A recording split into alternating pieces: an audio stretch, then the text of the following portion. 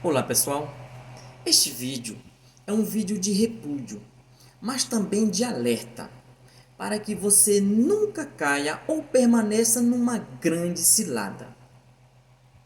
Gente, desde 2018, certamente vocês têm visto e ouvido, tanto pela TV quanto pela internet, um certo político que, bem no auge da sua disseminação de fake news, em plena campanha eleitoral, ele se apropriou de uma maneira indevida de uma parte do evangelho, a meu ver, do coração do evangelho, e utilizou de forma massiva como slogan em sua campanha eleitoral.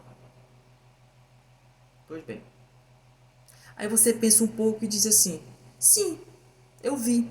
E daí? Qual o problema disso? E daí? E daí que utilizar o evangelho para se beneficiar, violando o seu real significado, isso é, no mínimo, um sacrilégio, uma profanação e até mesmo um pecado de apostasia. Gente, eu lhes convido a assistir este vídeo até o final, porque eu vou provar que eles enganaram milhões de pessoas no Brasil,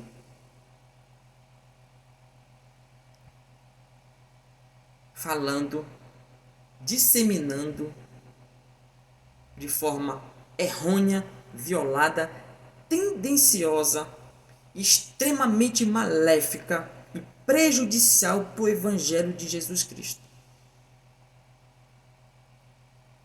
Antes da gente ver, propriamente dito, a parte do Evangelho, eu vou falar três observações que são extremamente importantes. A primeira observação, gente, a primeira observação é que as verdades eternas e os princípios da vida são anteriores a todas as religiões. O que eu quero dizer com isso?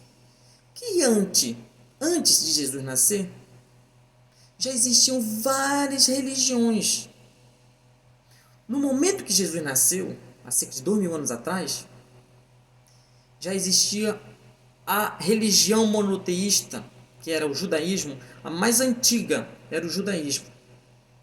Jesus já nasceu já sabendo que essas pessoas tinham perversificado a palavra de Deus, tinha denegrido, tinha completamente violado todo o contexto real que Deus pediu que eles fizessem.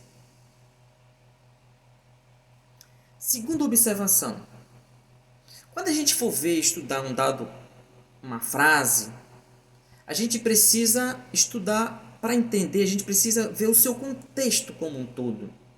Para a gente ver o contexto como um todo de uma frase, a gente precisa responder a 5 perguntinhas bem simples.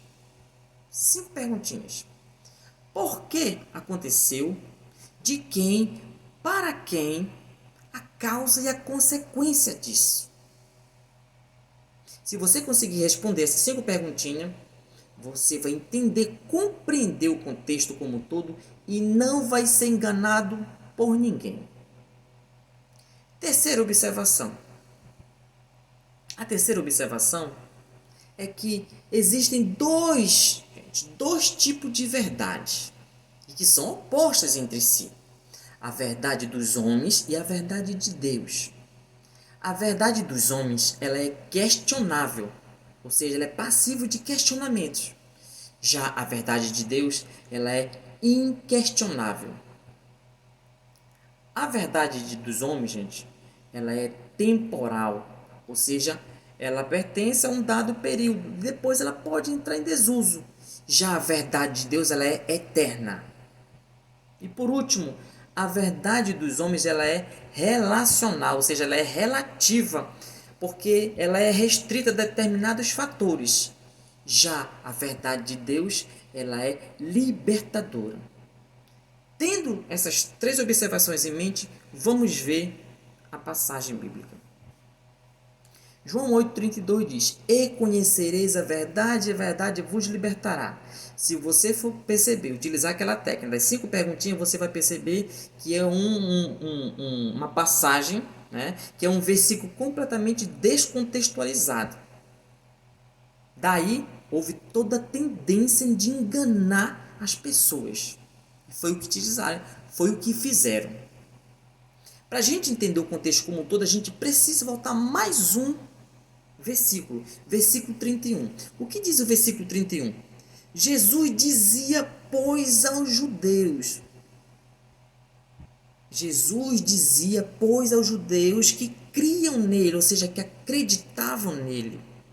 Se vós permanecerdes na minha palavra, verdadeiramente sereis meus discípulos, e conhecereis a verdade vos libertará. Gente, perceba que Jesus estava falando para quem? Estava falando para os judeus que diziam que acreditavam nele. Muito bem. E o que foi que ele fez? Ele condicionou. Se vós permanecerdes, ele condicionou o quê? Na permanência na palavra, no ensinamento dele, no evangelho de Jesus. Verdadeiramente sereis meus discípulos. Gente, na verdade, na realidade, Jesus estava querendo dizer aos discípulos que se eles crescessem no evangelho pela prática, pela vivência, pela confiança praticante do evangelho, não como moral externa, mas como espírito, consciência que produz decisões que provocam metanoias. E o que são metanoias? São metamorfoses, são transformações, mudanças da nossa mente. Lembrando que o Evangelho não é um corpo de doutrinas ou de formações exteriores. O Evangelho, gente, ele é a mais pura verdade, porque ele coincide com a vida, ele transforma o ser, libertando a nossa consciência e mudando os nossos caminhos. Por último, e a verdade vos libertará. Quando Jesus falou, e a verdade vos libertará, os judeus, de uma maneira dissimulada, eles falaram: Jesus, nós não somos escravos de ninguém, nem de nada. Acaso está vendo alguma corrente em nossas mãos? Aí Jesus olhou para eles e falou: em verdade vos digo, que todo aquele que comete pecado é escravo do pecado. Escravo da mentira, da hipocrisia, da inveja, do ódio, da dissimulação, do preconceito. E aí, gente, o que Jesus na realidade estava querendo falar para a gente é que a gente precisa permanecer, né? Então, com isso, constatamos, né, que a passagem ela foi utilizada de uma maneira tendenciosa para induzir as pessoas ao erro. Jailson, você está falando mal dos evangélicos? Claro que não. Eu estou repudiando e criticando os donos das maiores igrejas evangélicas do Brasil. Porque estes sim deram todo o apoio, toda a anuência, influenciaram milhões de pessoas, enganaram, induziam milhões de pessoas ao erro. Esses sim, esses lobos escarnecedores,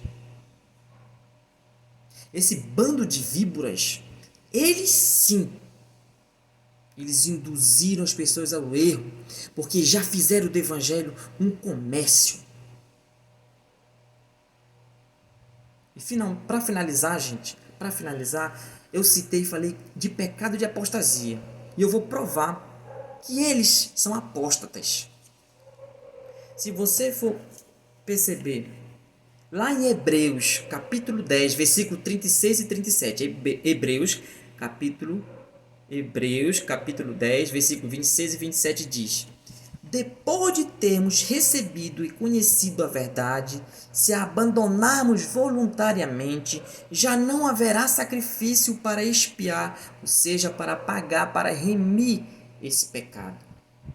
Só teremos que esperar um juízo tremendo e o fogo ardente que há de devorar os rebeldes.